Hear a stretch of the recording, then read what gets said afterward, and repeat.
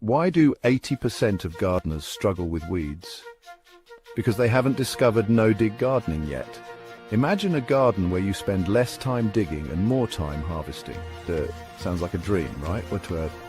No-dig gardening is your key to a sustainable, low-maintenance and incredibly productive garden. By layering organic matter like compost and mulch directly on the soil, you'll boost soil health, reduce weeds, conserve water, and save tons of time and energy. Plus, you'll be supporting biodiversity and preventing soil erosion. It's a win-win. Whether you're a seasoned green thumb or just starting out, no-dig gardening, cultivating abundance the natural way. By Jovan Hutton, Pulitzer, has all the expert insights you need, my little EO. From site selection to layering techniques, this book is your ultimate guide to a flourishing, eco-friendly garden. So are you ready to embrace abundance, freedom, and harmony with nature? Grab your copy today and start transforming your garden with no-dig magic. Why do 80% of gardeners struggle with weeds? Because they haven't discovered no-dig gardening yet. Imagine a garden where you spend less time digging and more time harvesting. Sounds like a dream, right? No-dig gardening is your key to a sustainable, low-maintenance and incredibly productive garden. By layering organic matter like compost and mulch directly on the soil, you'll boost soil health, reduce weeds, conserve water, and save tons of time and energy. Plus, you'll be supporting biodiversity and preventing soil erosion. It's a win-win. Whether you're a seasoned green thumb or just starting out, no-dig gardening, cultivating abundance the natural way. By Jovan Hutton, Pulitzer.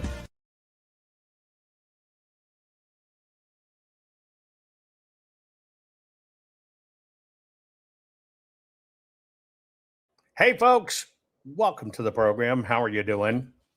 Listen, I've always taught that everything in your life is determined by your voting ballot. You don't want illegals across the border? Get the ballot fixed. Don't want kids undergoing, surgery to supposedly change little boys into girls, little girls into boys? It all comes down to your ballot. That even has to do, folks, with our food. And that's what we're going to talk about today. Today's program is brought to you by the fine folks at Goldco. Just like anything I do, it's to give you the heads up, folks. It's really that simple. All I'm asking you to do is to go to jovanlovesgold.com and request your free gold and silver kit today. Look, now's the time to protect your money with gold and silver. And by the way, you might qualify to get up to $10,000 in free silver from my partners at Goldco. You cannot defend yourself if you don't understand how the system does it to you. And I'm seeing more and more people trying to access their 401ks, their IRAs, their retirement savings account, and told they can't, or they're dinged 50% penalty for what they pull out. And now you're finding out inside corporations, even though you think you have these retirement plans, interesting hook. Something maybe happens to your home or your car. You got to get a new one. You're going to reach into your retirement. They now kind of have a new hook going on that, okay, you can access your retirement, but you've got to quit the company. Well, let's say you've got another 10 years or whatever, right, to go, and you plan to stay there the whole time. They force you to quit. See, they get that money one way or another, because then you don't get to the full retirement and you get even less. That's the racket. Folks, go to jovanlovesgold.com, feed your brain, get the information. Okay? It's very simple. You need to know what's going on. By the way, as soon as I wrap this episode, we'll hop over to Locals, talk about an article that I published on my Substack yesterday.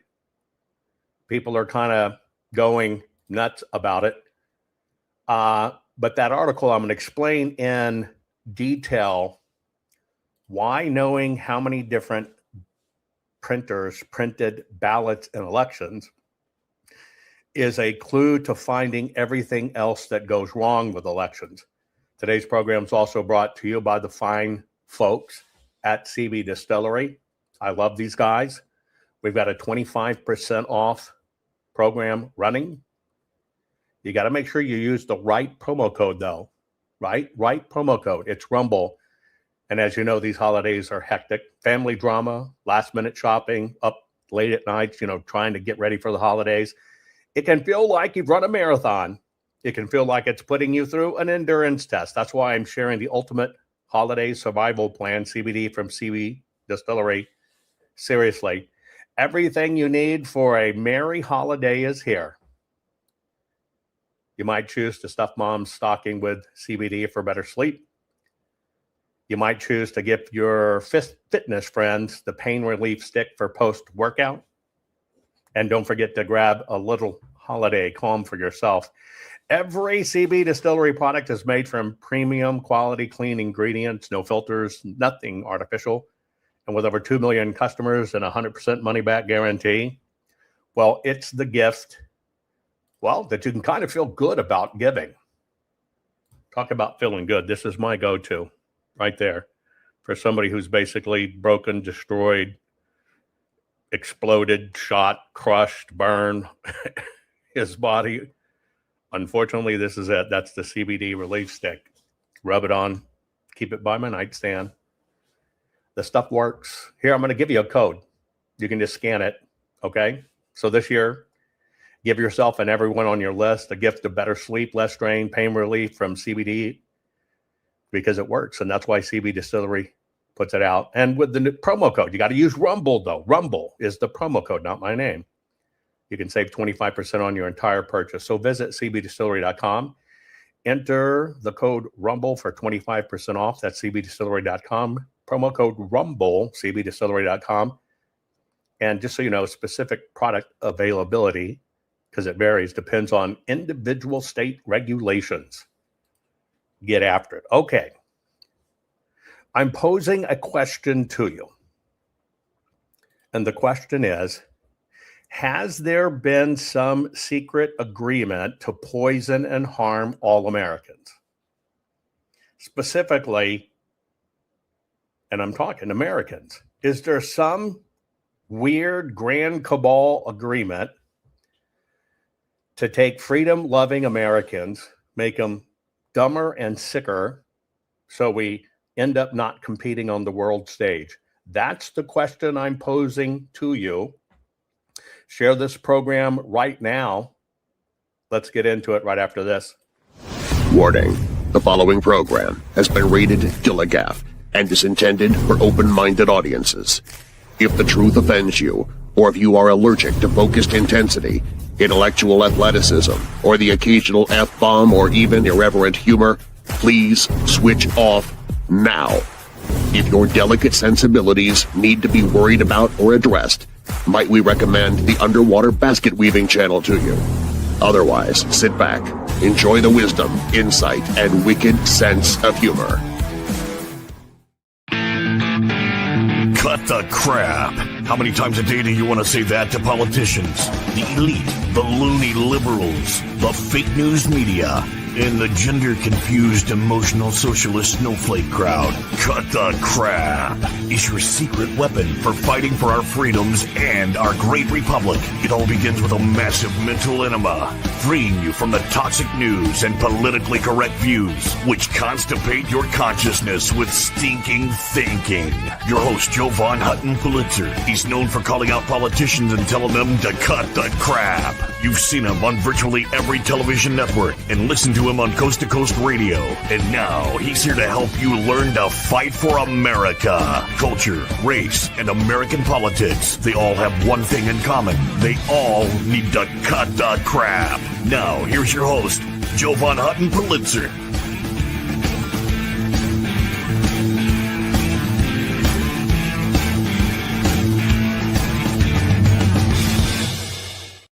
Okay, folks, we're going to talk about, I'm asking a question. Do you think there's been some secret agreement to poison and harm all Americans?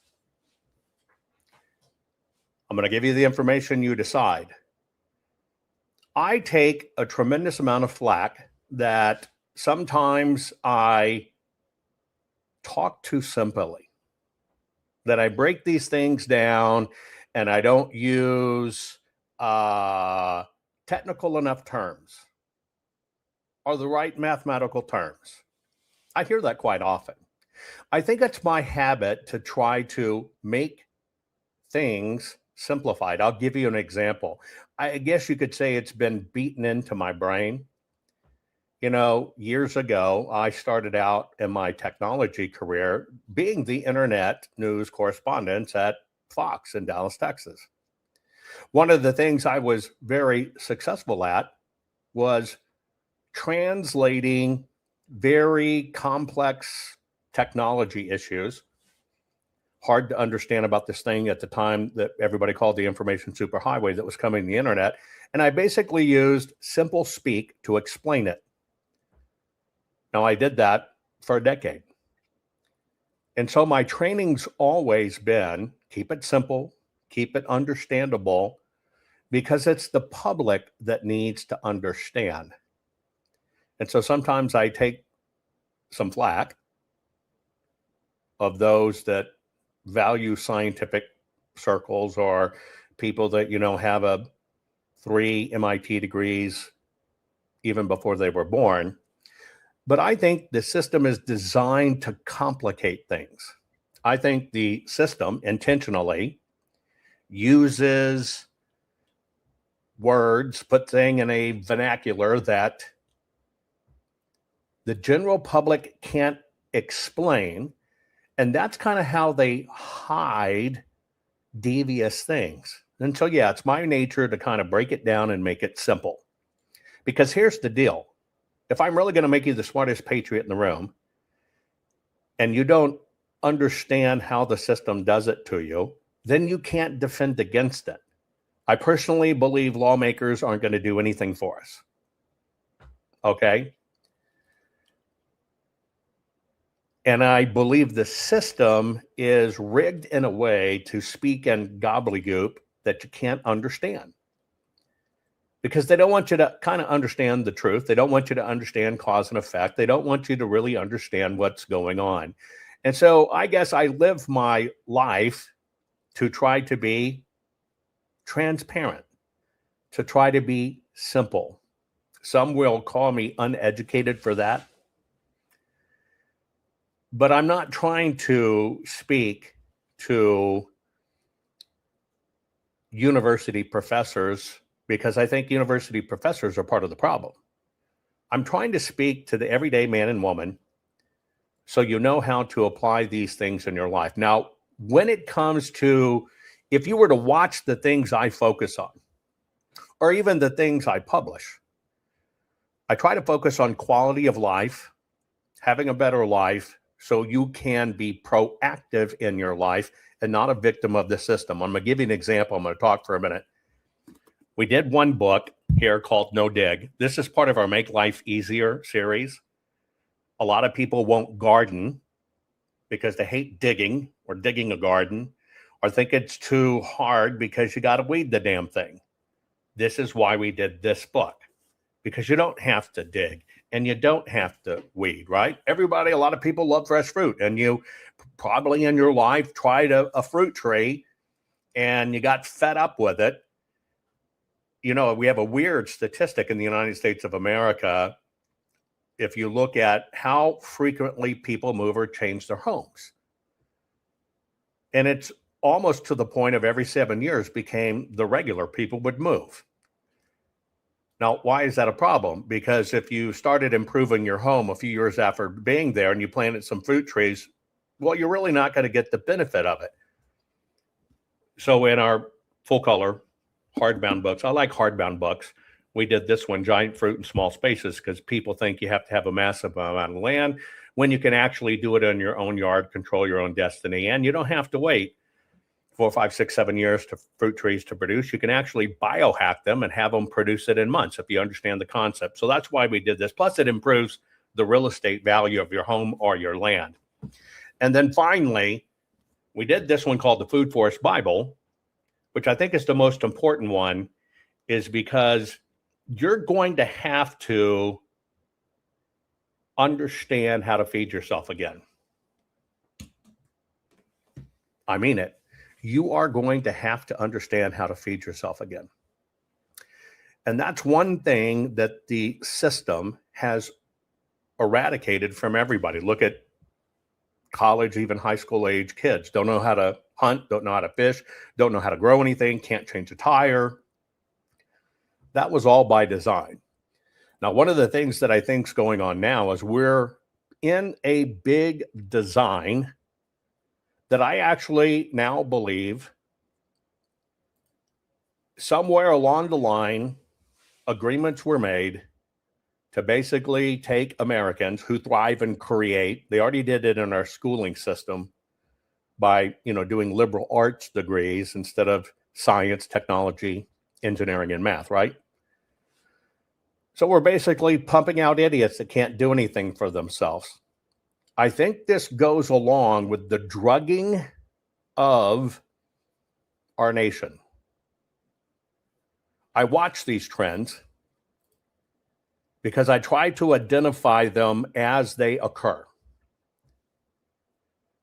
And I can't help but look at everything, right? I'm just a constant researcher, just a constant researcher, nonstop. And we've covered some of these programs. And if you were to look back, other than wars, the trial and tribulations in our country, you would probably refer to the Great Depression, which was a financial thing. I personally, this is one of the books we have coming out soon, think that the new Great Depression is in fact the infection of depression. And so that's when sickness becomes the obsession or the cult, and that is the new Great Depression that we're in. But I think this was planned. I really do. So what we're going to do is we're going to unpack some of these themes one by one. I'm going to show you some things we'll kind of talk about that I believe indicate that this has been in the planning for decades. In 1944, the government ordered Americans to grow food, then by 1954 made front yard gardens illegal. Here's why that erased your food freedom. During World War II, 20 million victory gardens produced 40% of America's vegetables because the government needed every citizen growing food for survival. Your grandparents grew carrots in front yards, tomatoes on porches, and raised chickens in suburban backyards because Uncle Sam demanded food freedom for national security. The propaganda posters said dig for victory and plant for peace. Then the war ended and everything changed. And here's who wanted them banned. General Foods, Heinz, and Campbell's Soup lobbied for suburban zoning laws that banned front yard food production, while their processed food sales exploded 300%. Homeowner associations criminalized vegetable gardens as property value threats. By 1960, 90% of victory gardens were eliminated through municipal codes written by food industry lawyers. Comment victory if this betrayal makes you furious. Follow Forgotten Foods for more stories on. I've done many an episode on this fact. And you have major food corporations writing laws, pushing them out to communities, right? To ban you from producing your own food. Now, we already know it works. In the great wars that happened, when Americans basically got their crap together and started growing their own food, our country didn't suffer at all. But you can go look at countries like Ireland in their past, in the Great Potato Famine. It occurred because the rulers, the ruling class, owned the potatoes. You didn't own the land. They allowed you to plant potatoes, had their specific two favorites, and that's what was grown. But when disease and blight hit the potatoes, it wiped out everybody because it was never about managing your land right. It was just the only way you could kind of make money, and everybody was growing potatoes, and it basically killed the nation in a very significant way. So historically, we've been here before. But it's not just fruits and vegetables. It's a practice that's in everything we eat now. Many supermarket meats aren't just meat. They're injected with a plumping solution made of water, salts, phosphates, and preservatives. And why? to increase the weight, increase shelf life, and then increase profits. I want you to think about that for a moment, because this happens with everything that we eat. For me, it's a matter of ethics. But the corporation, in many ways, and I'm a capitalist, you're trying to do best for your shareholders, but you don't do it at the price of your fellow mankind. But this is one of the things that people don't realize. Chickens, turkeys, beef, whatever in the regular grocery store, which I don't get that from the regular grocery store. They'll pump it up with water. The second part of this is they'll go through a very fast freeze process with like the chickens and stuff. They're literally selling you water, chemical water. Many supermarket meats aren't just meat. They're injected with a plumping solution made of water, salts, phosphates, and preservatives. And why? To increase the weight, increase shelf life, and then increase profits. So from the corporate angle, I understand profitability, but when they're doing it, knowing they're poisoning us, when the system does it and know they killed the land and they're killing people, you have to ask, why does it keep on being allowed? Now, the answer, I think, is very obvious to all of us, because that too is profitable. Because if you can get people sick, you can get more money. You can get them on medications. Hopefully you can get them hooked on that they'll take the rest of their life. I see it over and over. Someone on the periphery of my life got checked. A family member got checked and was told, you have stomach cancer. And you immediately need to start doing, radiation, chemo, and all this stuff. Thankfully, they asked for other opinions. It was a very bad stomach infection that had gone too far, but it was not stomach cancer. There was no mass. But the system wants to get these higher treatments out. But it's the system. It's our food. Everything you're walking in to get in the grocery store is not exempt from this process. There's a chemical now, the second most used chemical in this country, pesticide in this country, is atrazine. It's banned in Europe, banned all over the world, but we use it here. It's in 63% of our drinking water. There's a famous African-American scientist named Tyler Hayes, who's at the University of Berkeley. He did a famous experiment that anybody can look up on the internet. He put 70 African water frogs in an aquarium. He put atrazine in the water of that aquarium that was less than EPA's level. So it's less than the levels we have in 63% of our water supply. 60 of those frogs became sterile. They're all male frogs. 60 became sterile. 10% of those frogs turned female, and they were able to produce fertile eggs. So it changed their sex. And of course, normally, when you see something like that in an animal model, the first thing you want to do is test it in a mammalian model and then a human model. Those tests were never done. It's not that this information is not out there. It's that this information is suppressed, it's lobbied against, and this information is highly technical that everyday people can't understand. But it's allowed in systems. Essentially sand. Their beef filling, they're not allowed to call it beef filling. They have to call it taco filling because it's not beef. The beef has silica. I want you to understand this. This is Taco Bell. And when you look, I've always told you it's a battle of words.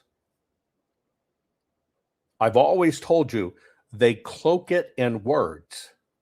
Same thing in elections. It's cloaked in words. It's cloaked in bullshit. And you've probably noted this and I like Taco Bell. Taco Bell's some great stuff. But is it a run for the border or a run for the doctor when they do stuff like this? Essentially sand. Their beef filling, they're not allowed to call it beef filling. They have to call it taco filling because it's not beef. The beef has silicone in it to make it fuller and more. Look it up. I guess the ingredients. It's not in there. Silicon dioxide, anti-caking agent. Now look that up. Anti-caking agent to avoid clumping in supplements. It's used to prevent the various powdered ingredients from sticking together. Many food additives. Consumers often have concerns about silicon dioxide as an additive. Probably Is it fine. safe? Look at that. That's sand. See that? That's what they put in there. Also frequently found in health food nutritional supplements as an additive, silicon dioxide primarily functions as an anti-caking agent which prevents ingredients from binding together because it's not food. Duh. Why is it in there though? 36% beef. Oh, it's only 36% beef in Taco Bell. The other 64% is a wide range of fillers, extenders. Now, have you ever thought about that? I love tacos. Beef tacos, all kinds of tacos. Beef tacos, chicken tacos, vegetable tacos, velvet tacos. They're all great. But have you ever thought about the fact that you're ordering a beef taco, because they put it up on there, beef taco, but when it really comes down to it, they can't call it beef, technically in the labeling. They have to call it taco filling. Again, it's the words. It's the words. Now, you might have recently seen this one go viral. A former Campbell Soup Company employee is taking legal action against the food giant, and he's making some explosive allegations about one of its top executives. Good evening, and thanks for joining us at 6. I'm Ty Steele. I'm Kimberly Gill. Those allegations are now at the center of a lawsuit claiming the company's vice president went on an hour-long tirade attacking the company's products and employees before taking aim at its customers. And the former employee recorded it all. Eric Erickson shares that recording and what the company is saying about it. We have shit for poor people. Who buys our shit? And that's just part of an over an hour-long rant, says former security analyst for Campbell's, Robert Garza of Monroe. I don't buy Campbell's products barely anymore. It's so healthy. Now that I know what the in it, even in a can of soup, I look at it, look at meat, bioengineered meat. I don't want to eat a piece of chicken that came from a 3D printer. You? The recording allegedly of Campbell's VP and Chief Information Security Officer Martin Bally. He has no filter. Bally, along with another supervisor and Campbell Soup Company, named in a lawsuit filed Thursday. The suit claiming Bally made racist remarks, admits to coming to work high, and Garza fired for coming forward. What do you think about the things that he was saying? Oh, just pure disgust. Garza says he usually worked remotely for Campbell's headquarters based in Camden, New Jersey. But thinking he'd be discussing his salary with Bally, he says the recording taken in person at a restaurant. They couldn't think for themselves. I'm like, you dumb f. Garza says he felt sick after the rant, deciding to go to his direct supervisor in January, keeping the recordings to himself. He had never had any disciplinary action. They had never written him up for poor work performance. Garza says no one at Campbell's ever followed up, and it's taken him 10 months to find a new job, calling the way the canned soup company handled it simply terrible. They have a motto, like we treat you like family, here at Campbell's, come work for us, we treat our employees like family. That's not the case. We did just receive a statement from Campbell's. It says, quote, if accurate, the comments in the recording are unacceptable. They do not reflect our values and the culture of our company. We are actively investigating this matter. I like Campbell soup, cream of mushroom, chicken and rice. I don't eat them often, but I do like them. But did you ever think about what was really, really in there? Now, they fired this one guy because said he was racist, making racist remarks. England's doing the same thing. Let me introduce you to a new form of racism. Despite the bill passing into law, many Canadians don't understand. I apologize. It's proposed in the UK. It's passed in Canada. Despite the bill passing into law, many Canadians don't understand exactly what environmental racism means. Can one of you please explain the value of this law to protecting the health of Canadians and what environmental racism means? What environmental racism is? It's essentially the connection between instances of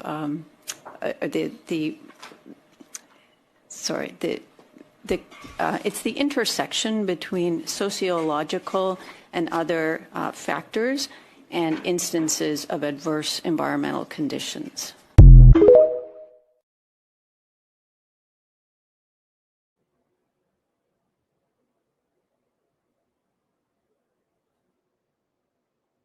What?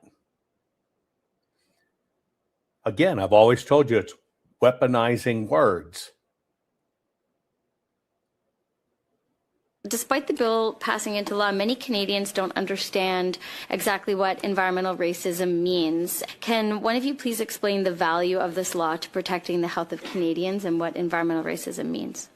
What environmental racism is? It's essentially the connection between instances of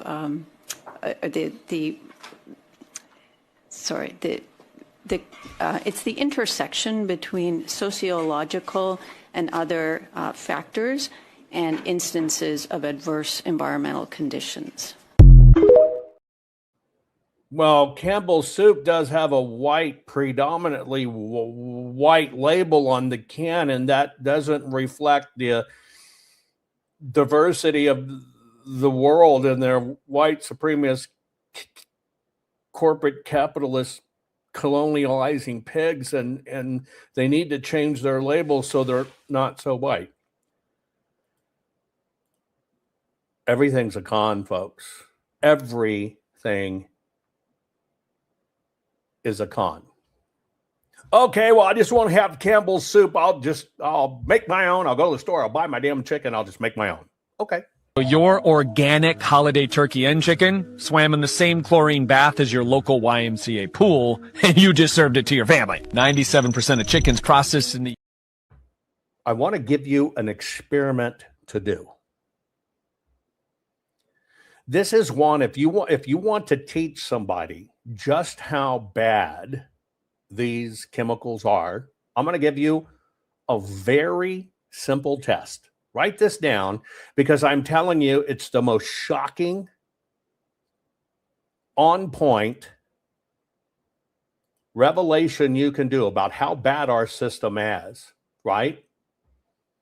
I got 4 thumbs down. They must like their printed turkey meat. Anyway, here's a true experiment you can do. You know, I've told you before, take a chicken bone, a chicken leg after you, with the kids eating some chicken, fill it in a can of soda, let it set overnight. The bone's gone. It's a lump of mush at the bottom, and that's because the soda basically deciduates it. But here's another one.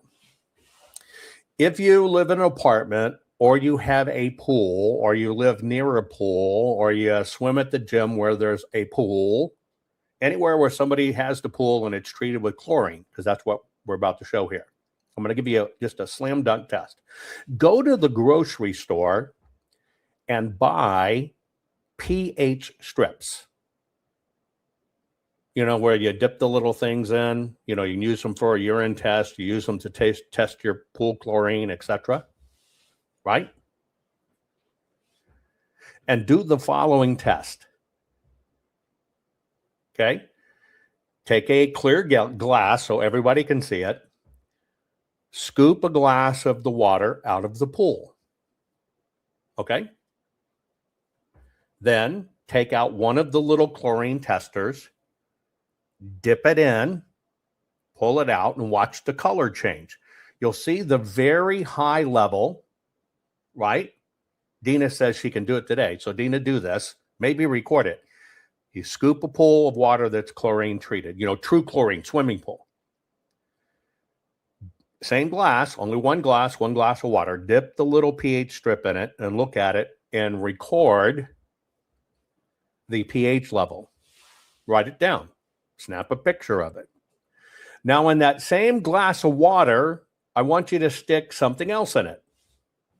You don't need any more water. Use the same glass of water. And all I want you to do is to stick your finger in it. Just do this. 1, 2, 3. Count to 3. Stick your finger in it. Take it out. That's all I want you to do. Take one finger. Stick it in the same glass. Count to 3. Pull it back out. You know, most people swim longer than 3 seconds. And then retake the chlorine test of that same glass of water.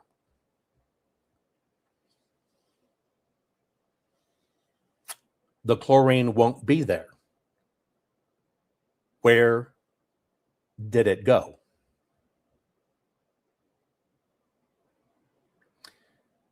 In that super fast moment, all the chlorine that was in that glass of water got sucked right into your body.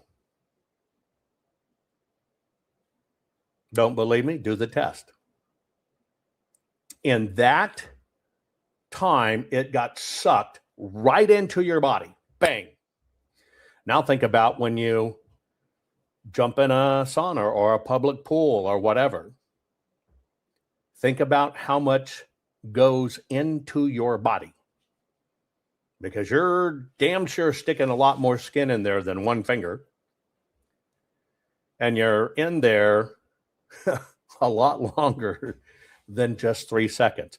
That is the truth of some of these chemicals. Now, why do I tell you that? That it'll be sucked into your meats and your joints and your fibers and everything else. Your organic holiday turkey and chicken swam in the same chlorine bath as your local YMCA pool, and you just served it to your family. 97% of chickens processed in the U.S. are bathed in chlorine. And yes, that includes certified organic, you know, the premium stuff that we're all paying extra money for at Whole Foods or Erewhon. Here's why. Industrial farming processes thousands of chickens in the same bath. If one bird's carrying salmonella, it spreads to the entire batch. So the USDA solution? Well, we will mandate a chlorine bath. Chlorine-washed chicken is banned in the European Union for good reason. They looked at the process and said, yeah, I'm out. But here in the States, federal regulators don't even disclose. Companies put whatever they want on the label. It's crazy. So you have no idea that you're buying pool chicken or turkey on Thanksgiving. So what can you eat? Look for both air-chilled and pasture-raised on the package. The birds live normal lives and then they pass into the afterlife in a cold chamber, which is the most humane way to do it. No cross-contamination, no chemical residue, just real chicken that hasn't been marinated in cleaning supplies. I'm Drew Canoli.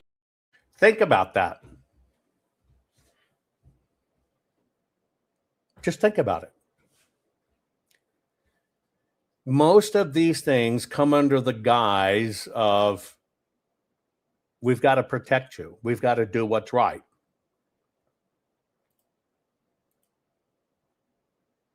That's how bad this is. Corporations know this, but yet they keep doing it. PepsiCo is literally using a robot that mimics human taste. So hang on 1 second here. Let me set this up for you. You've seen the Ozempic thing. People are losing weight, becoming zombies, right? The chlorine one on chicken is not disclosed on the label, by the way. It's all poultry in every 100% supermarket, right? You want air chilled is what you want to look for. Well, you can always go back and watch my program, but you want air chilled is what you look for.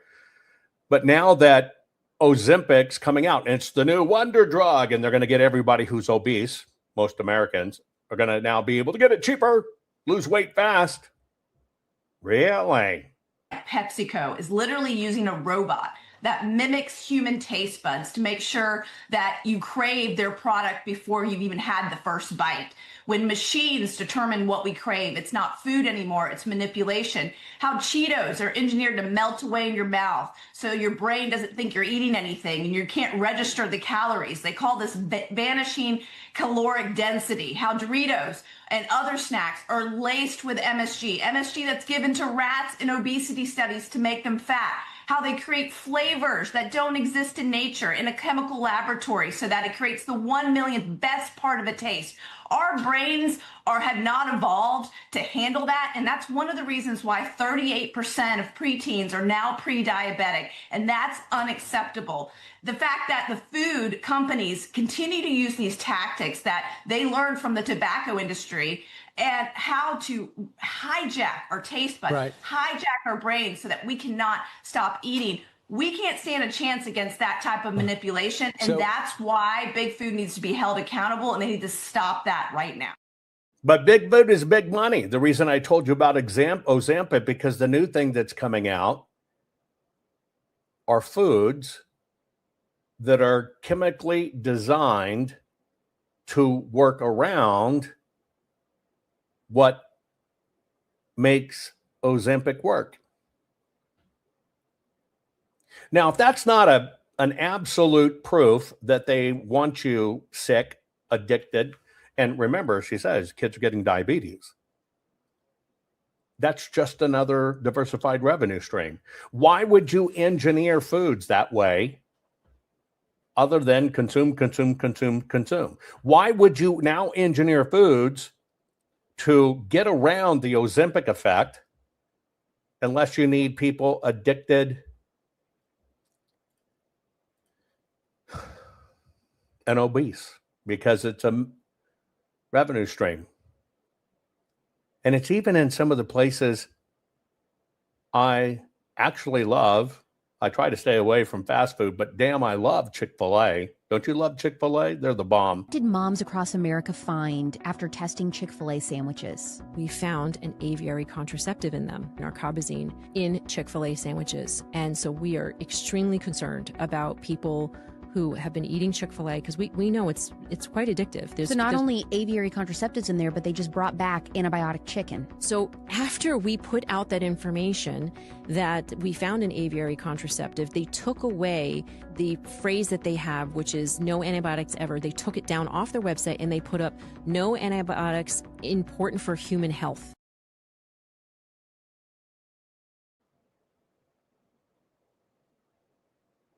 No antibiotics, one thing, but try to skirt around it. No antibiotics that are basically working against human health. It's so pervasive. Moms across America. I'm going to give you an example of how manipulative this is. And everything's political, folks. If you want to fix this, we've got to fix the ballot. That's the core issue. We've got to fix the ballot. But I'm going to show you one incredible analogy that will help you understand how all of this is organized to create chaos and to keep people uninformed. And to do that, I'm going to use our education system as an example of how this manipulation works. Watch this. Why is it that public schools only teach about the transatlantic slave trade? They don't teach that there was slavery in the Ottoman Empire, that it lasted for 600 years and 5 to 10 million people were enslaved. Yes, I'm using an education example. I'll let it roll completely in a minute. But see, there's no value in the truth. It cannot be used politically. But if they can keep you away from the truth, then they can continue to control you. At the same time, you think you're enlightened. It's all the way down to the school systems and how they incorporate all of this in. But use this as a prime example. Why is it that public schools only teach about the transatlantic slave trade? They don't teach that there was slavery in the Ottoman Empire, that it lasted for 600 years and 5 to 10 million people were enslaved. That they not only enslaved men, but the most valuable slaves were women, because sexual slavery was not only permitted, but it was institutionalized in the Ottoman Empire. So they would get many of their slaves from Central Europe, many of their slaves from the Balkans, and they would enslave Hungarians, Russians, Ukrainians, which is why the word slave comes from Slav. And why don't schools teach about the trans-Indian slave trade, which lasted for over 1,200 years and enslaved 4 to 10 million people? Or the trans-Saharan slave trade, which lasted for over 1,200 years and enslaved 9 to 17 million people, all of which ended, ready for it, not before, but long after the North Atlantic slave trade. And yes, chattel slavery was practiced in all of these places. In fact, in 1776, the majority of countries in the world practiced chattel slavery. And where Europe and the United States were early in abolishing slavery, it went on much longer in the Middle East, in Africa, and in places like China, Thailand, and Mongolia. And if you went back to 1776, you would find 90 to 95% of the countries in the world practiced slavery. And that had been the norm for thousands of years. And the United States of America banned slavery in 7 states when the rest of the world had only banned it in 7 countries. And the reason this isn't taught is that everything in school is framed through a Marxist lens of oppressed versus oppressors. So they intentionally teach our history out of context, which is a form of brainwashing that is designed to make dividing and conquering society easy. Because absent of historical context, it allows them to frame the United States of America as some uniquely evil place, when in reality it is Britain, the United States of America, and the West that is responsible for driving the institution of slavery into extinction. You could learn more about that in my previous video. And this is why you have to realize all of this goes hand in hand. It's a con. Every single bit of it goes hand in hand. Every single bit of it is a manipulation to create chaos, to keep people divided. Because if you can keep people divided, not united, if you can create chaos and confusion, you can control people. And you can always say, well, you're oppressed and we're going to set you free. This is the tactic. This is why we don't have any truth. I'm going to take a quick break. I'm going to show you some stuff you need to know about Bill Gates. I'm going to show you stuff about how the legal system's doing this. It's a little hidden secret of what the government's doing to farmers. It's getting out of control. We're going to talk about bioengineered foods. Share this right now. A lot more coming. Hang tight. Be right back. Would you ever eat government vaccines? Feed your family hormones or antibiotics? Never ever do that to your family. So why buy beef the same way you've always bought beef? You're buying meat glue bonded, hormone-filled, antibiotic-riddled grocery store meat. Say no to supermarket medicated Franken meats and say hello to NeverEverBeef.club. Always 100% USDA prime or high choice. That's restaurant grade. Never Ever is not ever just select beef or even standard or ungraded store-branded meat. It's simply the very best cut and tasting steak you have ever had. We have never ever given our herd hormones, antibiotics, or even mRNA vaccines. Never ever. Pure blood genetics. We've raised our herds this way for over 30 generations. They simply have never, ever had antibiotics, hormones, or killer vaccines.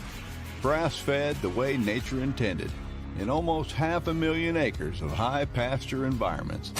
Finished off with non-modified feed crops we grow ourselves. We even own our own 210,000 square foot processing plant. And as an added bonus for our NeverEverBeef.club members, we age our steaks in our state-of-the-art 780,000 cubic foot aging facility. Only top restaurants do that, so they can charge you $100 or more for a little bitty steak. We age our meat because we want you to have the very best restaurant quality USDA prime or high choice, pure blood, purebred beef at a price your family can afford in these financially challenging times. Sure, you can keep paying the price for supermarket cheap, standard, and ungraded store meat brands if you love feeding your family Franken meat. So never ever settle for less. Join our NeverEverBeef.club. Take control of your health and your family food supply right now. Join NeverEverBeef.club. We are real people with real families just like you. So we personally customize your order right over the phone. Now that's customer service. And there's absolutely no obligation when we call.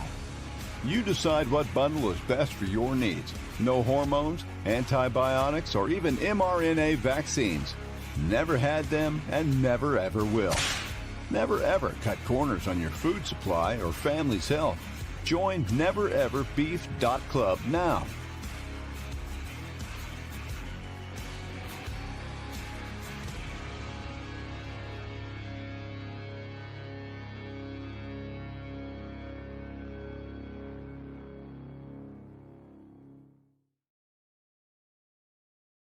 Saw some people when that ran asked, well, were these cattle born in the U.S. and the beef inoculated? You know, you inoculate beef against brucellosis, which is the killer in beef, and it's why they don't put buffalo, you know, close to cattle, or you don't want certain elk herds because they carry brucellosis. The reason I even endorse this product is because it's been controlled now, what is it, 34 generations of calves? They're going to get a brucellosis, right?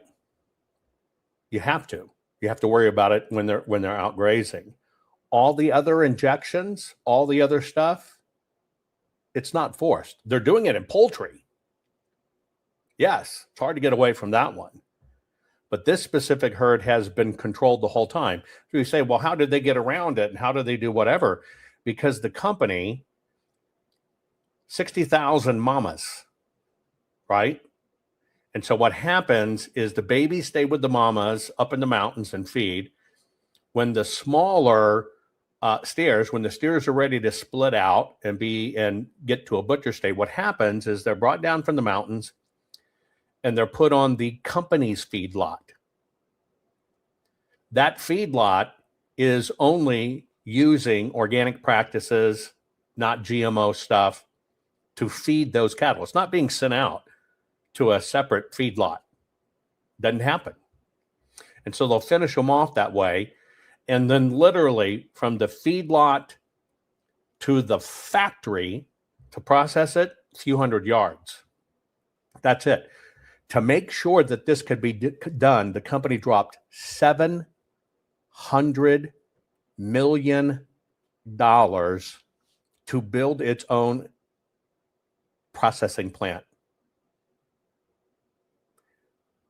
To build its own FDA certified processing plant. Oh, by the way, because a lot of these hooks will come in with banks and stuff like that, the company paid cash to build the facility so it wouldn't even be hooked up in financial documents.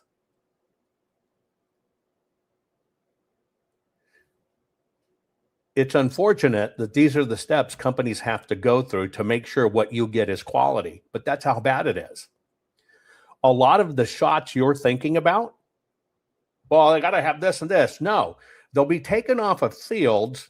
They'll be trucked to a feedlot, right? They'll be trucked to a feedlot mixed with all kinds of other cattle. That's why they have to do that. In fact, in this herd, it's so pristine. Let me give you an example. If a calf or a mama or whatever actually got sick and had to be medicated up to save, they'll do it. But then that cow or calf or whatever is sold. It's gotten rid of. It does not stay in the herd. They won't let the animal suffer. They'll heal it, inject it, won't stay in the herd. It completely gets away from everything else. It's so everything can be clean. That's why if you wanted even a bull from this herd, you're talking $500,000. It's the only herd in the world of this kind. But see, you've got to put the system together and understand why a lot of those things are injected or antibiotics is to keep them from dying, and they just run them through the food system. Never Ever Beef does not do that. And so there's a big difference, right? There's a big difference. I grew up, I come from a family that has thousands of acres of cattle ranching. And I've eaten some good beef in my life. I've never had beef like this. You can ask people in chat. This stuff's the bomb. It's all prime, the whole bit. But that's why I do it. Through even what I put on my program, it better be okay in my life and pass my muster test, or I'm not even going to do it.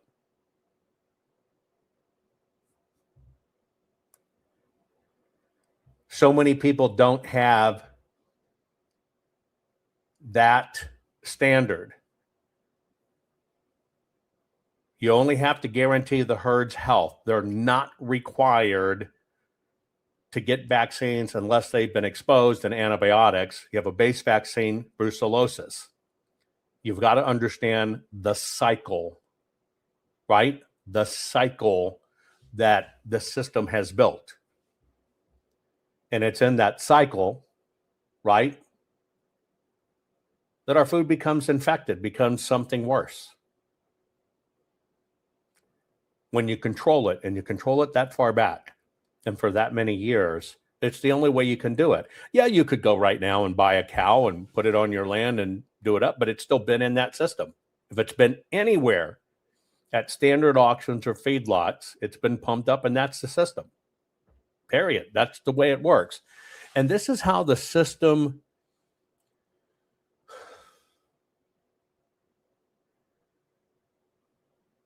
compromises us. But you got to understand, when you don't put your cattle in cramped conditions, and they're in hundreds of thousands of grazing area that's not touched and not sprayed, you probably didn't catch that.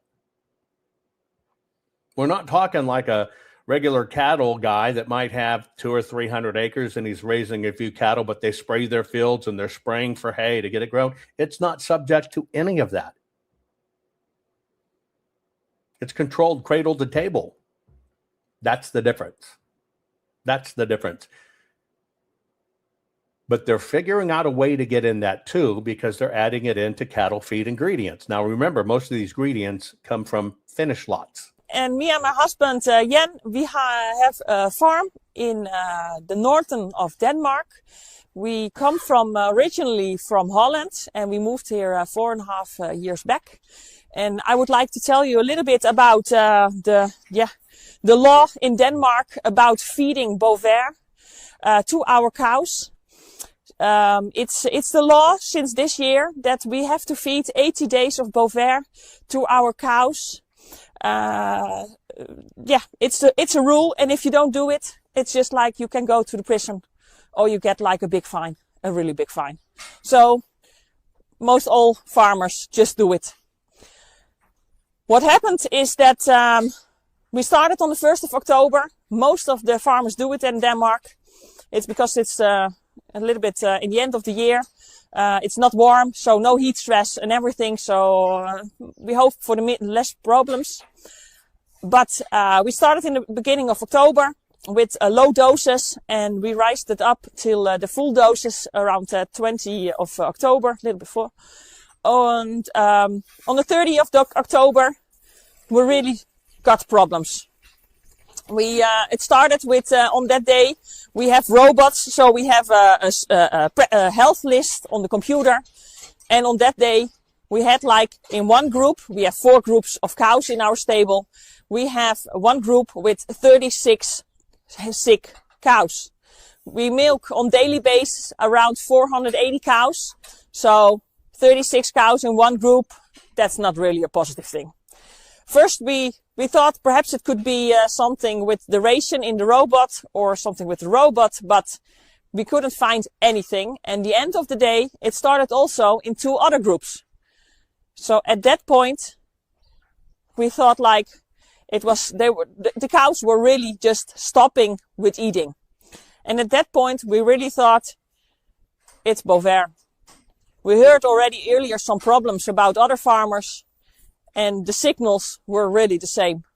So we were almost, convinced that it was a problem with Bovaer we had at that point. So in the end of the evening, my husband and I decided we'll stop with feeding Bovaer because we cannot keep this.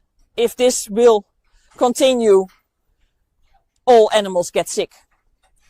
On Friday morning, we had like 70 cows on our health list. And on Saturday morning, it was almost 90. And we already stopped since Friday morning. So you can understand the problems were still rising. On Friday morning, we had the first cow down. So they went to the sick box. On Saturday morning, we had in the morning, we had 2 more cows down. On the afternoon, 1 more.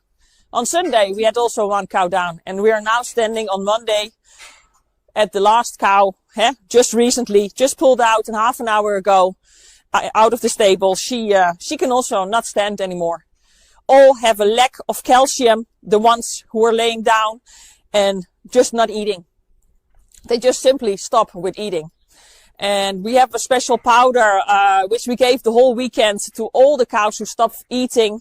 And we're pumping with them, with it. And, together with some vitamins, we try to rise, get them up with eating again. With most of the cows, that's working. So it is, some treatment for us, which is working.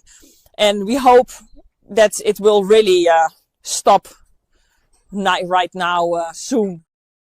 Now, you're probably asking, what in the hell is Bovaer?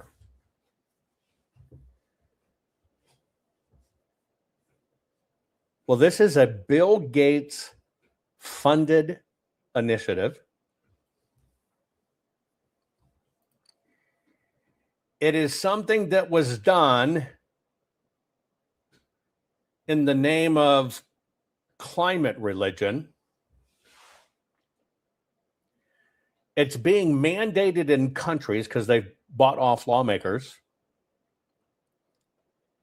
You're going to flip when you find out what this is. And it all goes along with this bioengineering stuff. Be right back. This crazy world is telling you your sons can be daughters and your daughters can be your sons. When will the madness stop? Never. So you have to decide, will you comply or defy? They tell us all, you will own nothing, eat bugs, and be happy. Is this why America's largest food processing plants and food supply plants keep burning down? Do you really think this is a coincidence? Of course not. The system is telling us right to our faces what they have planned for us. You have a choice. Comply or simply defy their plan for us all. Defy the system's plan and execute your own plan. Abundant, safe, secure natural food supply.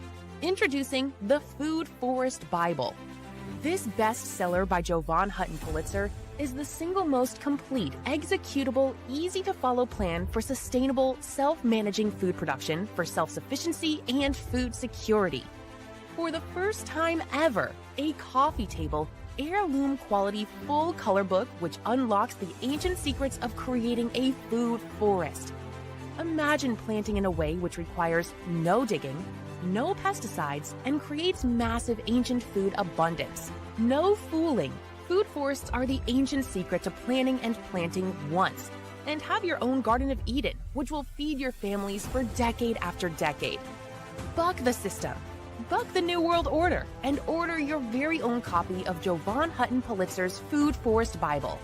Learn how to create a sustainable, self-managing, natural food production for self-sufficiency and food security for your family.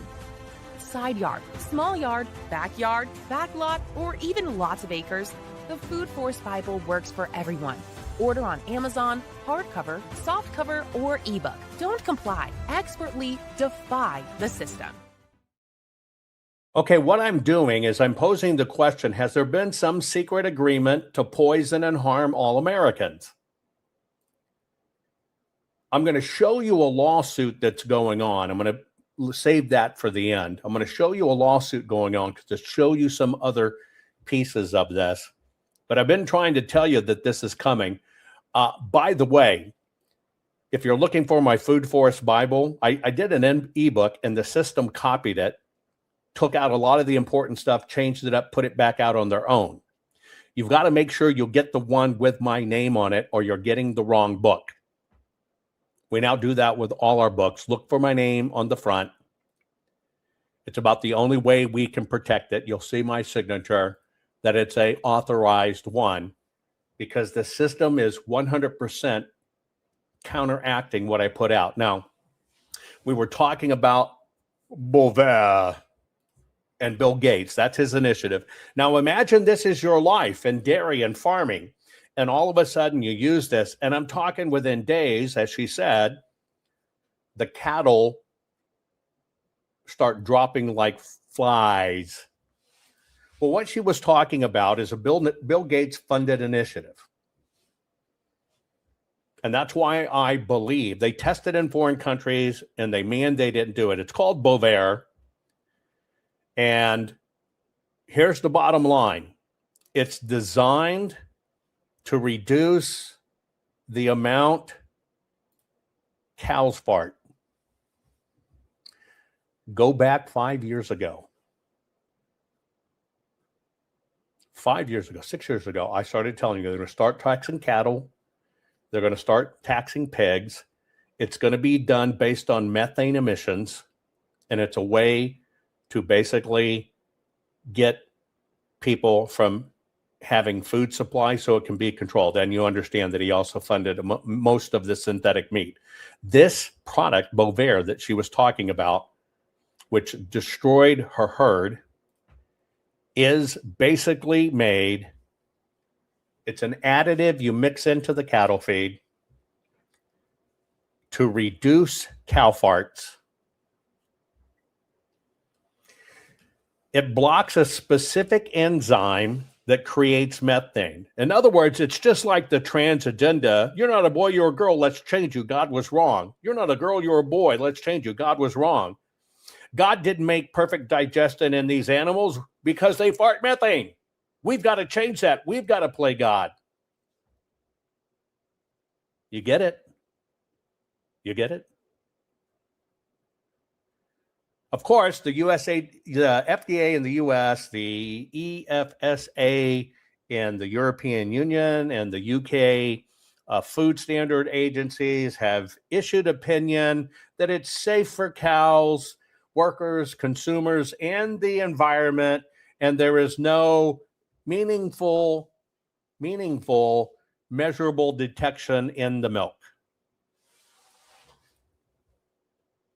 Cow farts. Cow farts. If we were eating food out of our own region or country even, no multinational would make money. Most people are not even aware that local food is more expensive than not even food, artificial processed food from the other side of the world, or even a banana or an apple that's been transported for thousands of miles will be cheaper in this completely artificial system. The costs are made completely invisible because we've also been told that we're too many people now to go back to the land, and we don't realize that we're being fed by bigger and bigger and bigger monocultures that are disastrous. They're anti-nature. They demand chemicals. They demand essentially a system that is so anti-life that after a certain amount of time, that land becomes a dust bowl, which has happened with industrial agriculture in country after country across the world. When you really step back and look at it, it's such a wasteful system. It creates such inequality and such human and ecological destruction. It's all about destruction. If we were eating... It's all about destruction. Because of the pandemic, where's the carbon they want to get rid of? Now you understand. I gave you a heads up. Boy, I've been harping about this forever. I've always told you they're coming at us through our food. And I don't care if you live in a small plot, big plot, a little garden home. You can do every bit of this and control your destiny. But if you don't get back to basics, certainly if you don't teach your children and grandchildren to get back to basics, we're dead. We're dead. And now everything is being bioengineered. I'm here at Aldi, and almost everything they have contains bioengineered food. ingredients.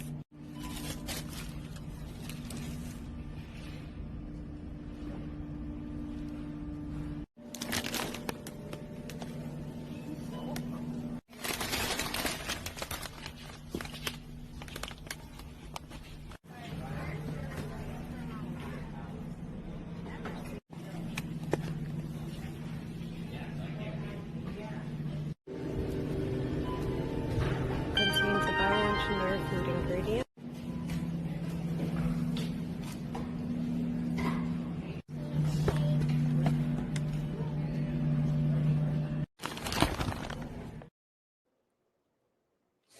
I think people need to, before I show you this last little bit, understand how evil this is. Let me show you one thing. Pesticides, are horrible. They kill your land and ground. If you were to look at our Food Force Bible, one of the things that is in the book, let me just find an appropriate picture here. Hang on. Is what God made works. God made basically everything perfect. When mankind screws with the natural cycle of things or becomes isolated or whatever, you get, even what they have in Pakistanis, low IQ and just mentally deformed physically deformed kids. This is all about control. They have that closed control society where they control everything, and look what happens to the people. It's happening to us too. One of the things that I have in the Food Force Bible, so you understand, because you got to get away from the chemicals, is God created specific bugs that are assassins in your garden. So you probably step on a lot of these bugs. You see them and go, damn it, they're eating my garden. They're eating my whatever. God made assassins. You see these little ladybugs, but they eat very specific things that eat your garden. All of that's in here. Every bit of it's in here to set yourself free to understand how it works. But the common denominator is everybody playing God. Not a little boy, it's a little girl. It's not a little girl, it's a little boy. Oh, cows were made wrong. They fart methane. We got to fix that. Every bit of it is about control. To engineer it, they control it. If you want to do some independent research on your own, farmers in India and all over the world have been using and growing rice for thousands of years. These companies go in, they get the most successful rice crops, they break it down to its DNA level, get the blueprint, patent that, and call it their seed. Give it a name, patent it, put it out. When the farmers get caught growing that particular one, which they may have grown for 1,000 years, the government finds them out of existence and seizes their land. It's all about control on every level. This last little bit you need to see, because even like I talked about, gardens being outlawed in your homes because of, homeowners associations, it is a constant attack on our system. It is a constant attack to take away your food independence. And when they get us to that point with no guns and all this other stuff and all water, states have even started outlawing collecting rainwater. What falls from God? Nope, we own it.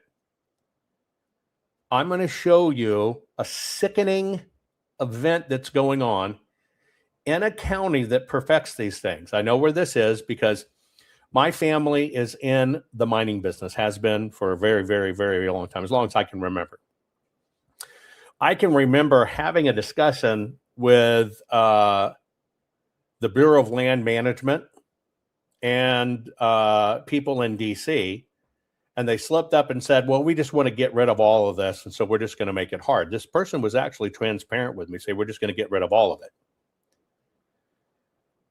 We had massive battles over land, and we're not engaged in environmentally damaging mining at all, under no circumstances. But I learned 20 plus years ago that this rig was coming because we were subjected to it ourselves.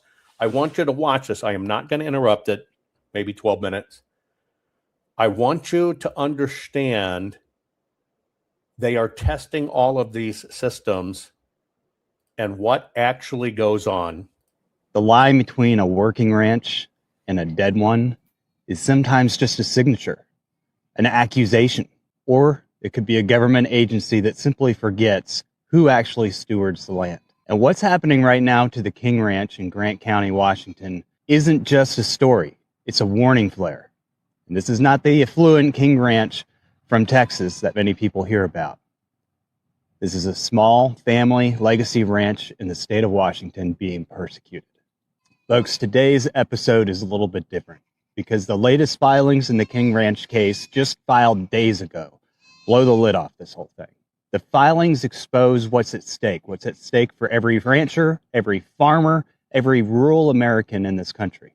This isn't about one pond, one permit, or one grazing lease anymore. This is about whether government agencies can rewrite the rules, rewrite their lease agreements, and shut down family ranches after 70 years, more than 70 years, on claims that they have made, and then gag the rancher from being able to defend themselves, that according to these filings and the new evidence that's come out, are absolutely baseless. This week, the Kings took a risk and filed a major motion in court. Their filings are asking the court to lift an injunction that has prevented them not only from grazing their state leases, their state leased land, but also from even having access to their fee-based land in the state of Washington, land they rightfully own. A professional archaeological investigation found that no cultural harm has actually ever come from the Kings grazing their land or maintaining their stock ponds. Decades of grazing history with the Department of Natural Resources show that the DNR never once required permits or surveys, but none of this was able to be made public before because the courts had a quote-unquote criminal investigation against the Kings, which prevented them from telling the truth, from speaking up. An intentional criminal investigation put in place to keep them from telling their side of the story. Judges being asked to put injunctions in place and kick the Kings off their ranch had no way of fully knowing the truth. They were intentionally silenced, and now they're able to speak. And they are, quite powerfully, actually. And make no mistake, this isn't just about the Kings fighting for their ranch. This is the Kings fighting for your ranch, your legacy, your lease rights, your water rights, your family's future. Because think about it, if an agency can shut you down after 70 years of operation, if they can accuse you of violating rules that don't even exist, rules that they're currently writing or trying to write, and then shut you down while they have you legally gagged, that's not management. I don't even think it's legal. What it is weaponized bureaucracy. Today, I'm sitting down with the attorneys representing the Kings. These are the people who know exactly what the evidence is that the state does not want you to know. They're the ones who understand what the filings really say and why this case could set a legal precedent that changes the entire West. Guys, if you care about your land, if you care about the right to graze, if you care about the price of beef that you're paying in the grocery store, if you care about maintaining water, maintaining clean water, if you care about small family farms and ranches being able to operate without government overreach, if you care about keeping family ranches and farms instead of wiping them off of the map altogether, then you need to watch this interview. And more importantly, the Kings need your support. You can visit SaveKingRanch.com and find out how. Again, this is not the same King Ranch out of Texas. This is a small family ranch, a family legacy that is fighting for your rights. Whether you're in Washington, whether you're in Wyoming or Texas, anywhere really that cattle still drink from a pond. The Kings fight is your fight. Because as we all know, what happens in Grant County doesn't stay in Grant County. It becomes policy, it becomes precedent, it becomes the future. Unless we stand up now. All right, guys, let's get into it. Here are the attorneys representing the Kings, breaking down the filings, the evidence, the stakes, and a little bit about what happens next. I'm Tony Meacham. I'm one of the Kings attorneys. I represented them for quite a long time.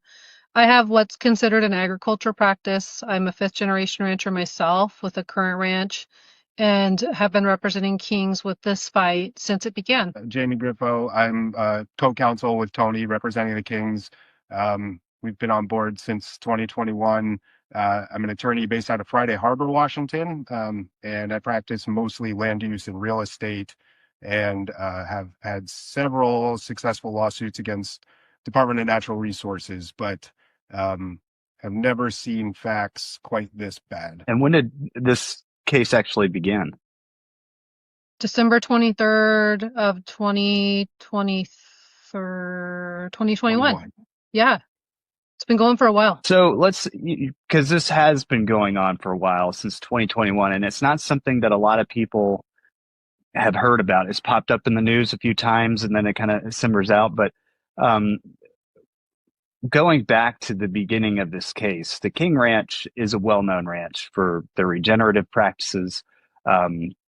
They always seem to be a pretty responsible ranch. What happened back in 2021 that brought us to where we are today? So I guess I'll take that one.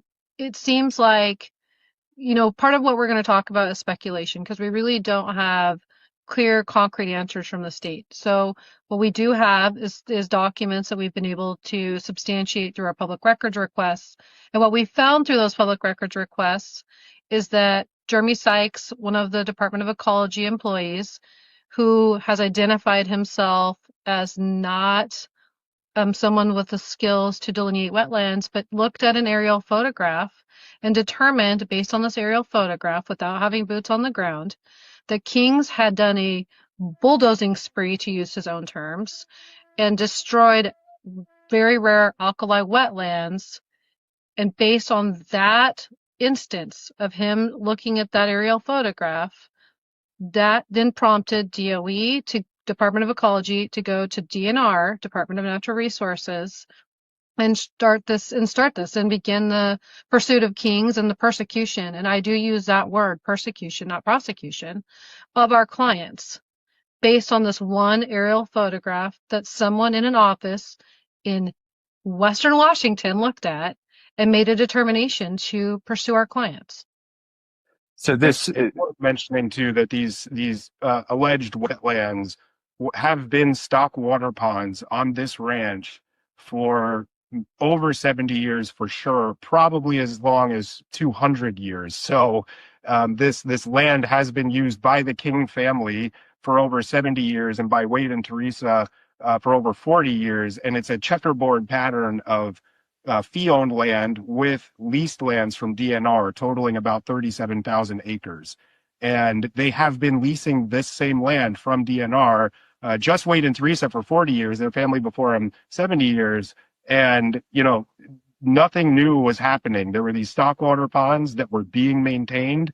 DNR had been out there. DNR had, it really actually praised them for being model tenants and stewards over the years. So this was just out of the blue. Someone at Ecology woke up and said, on the aerial photos, these look like they're regulated wetlands. And to Tony's point, that kicked it off. So, and I've seen at least one of the aerial photos that they published, and it didn't look like an area that was wetlands to me, just because of how uniform it was. Even before and after, it looked like something that was man-made at some point in time. But what you were saying is this did start from a photo, because that was one of the things that I had read different things about. It started from a photo. It started from, a random hiker complaint. But this was something that they looked at a photo and made this determination that these are wetlands. That's our understanding based on the records we've been able to gather through the public records requests. We've also heard the same thing you have, that it may have been a hiker that tipped Ecology off. And I use tipped very lightly because there's no tipping, right? Like Department of Natural Resources had been out on this ground. It was their ground, had been out on there for years and years and years. So clearly knew that the only source of water were these man-made stock ponds for not just livestock, but also wildlife. And I think that's an important point too, is that a lot of people look at these things and they think that that it's only benefiting livestock, but these ponds are also helping with the wildlife populations out there as well. And what ranchers are doing is maintaining that ecosystem in a way that otherwise wouldn't be as habitable as it is today. Right, But and that really goes to the use of the word, right? It's stewardship, not ranchship. We're not talking about ranching just to promote our own ranch. It's stewardship because we're about the holistic approach and taking care of everything, not just ourselves. so Department of Natural Resources, though, they've been out there a lot.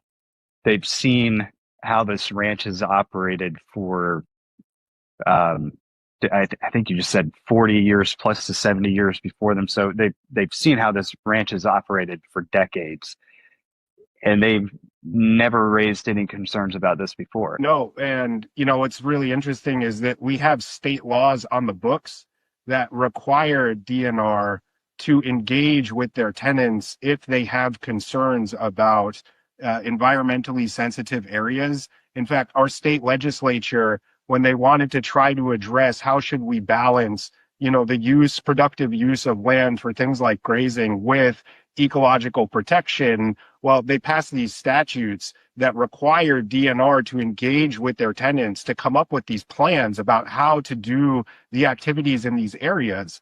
And what's interesting here was that they actually followed this statute on the King's previous lease. They came up with a resource management plan, no mention of these particular wetlands that they decided to call them now. And sort of through that process, during the next lease period, they abandoned that altogether, mostly because they're like, look, Kings, you guys are doing a great job. You are taking care of this ranch so well. We don't even need to do this, was basically how the last lease ended. So, it's interesting that there's actually a statutory obligation for DNR to work with its tenants to solve these kinds of problems so it doesn't turn into this. Now, does the Department of Ecology have those same regulations, or is that just with the Department of Natural Resources? So Department of Ecology. Oh, sorry. Go ahead, Jamie. Go ahead. So ecology has a bit of a different purview. They are operating under the Water Pollution Control Act. So they're trying to balance this idea of protecting water with all sorts of things that happen, including designated and beneficial uses. Now, to be really clear, the Kings have what's referred to as a vested permit-exempt stock water right. So by watering their stock at these stock ponds, as they have for many decades, they have established a senior water right to do this activity. And our legislature has declared that the use of that right, the exercise of that right, to be a designated and beneficial use under state water law. And so what's really interesting is all of ecology's regulatory authority to protect water quality is solely to make sure that those designated and beneficial uses can keep happening. And so we're stuck in this it's tautological almost, it's circular, right? Because they're saying, hey, we have these Water Pollution Control Act laws to protect the water so that you can use it for stock water, but your stock watering is violating it, so now you have to stop. And that's their lens. There are other things that they're supposed to consider as part of an enforcement action, including whether or not the enforcement action will lead to the conversion of agricultural land to some other use. There's no evidence that they did that in this case. And I wanted to get into a little bit here in a second, because I want people to understand that a lot of the damage to the King Ranch, their operations has already been done. They went in and they canceled their leases. But kind of backing up when you were talking earlier about the evidence that you've been able to acquire, the Department of Ecology, from my understanding, also recommended this for criminal investigation. And doesn't that in some sort of way prohibit you from getting all the information you need to protect your clients? Right, and I kind of hit on that earlier when I said the evidence we've acquired through a Public Records Act. So I think what you're really talking about is when we found out that Department of Ecology actually recommended that the Attorney General's office, through their Environmental Protection Division, the EPD, actually pursue the Kings in a super secret proceeding, somewhat similar to what you'd go after, like a RICO crime. So you can kind of see how wicked this is. It's going on everywhere, folks.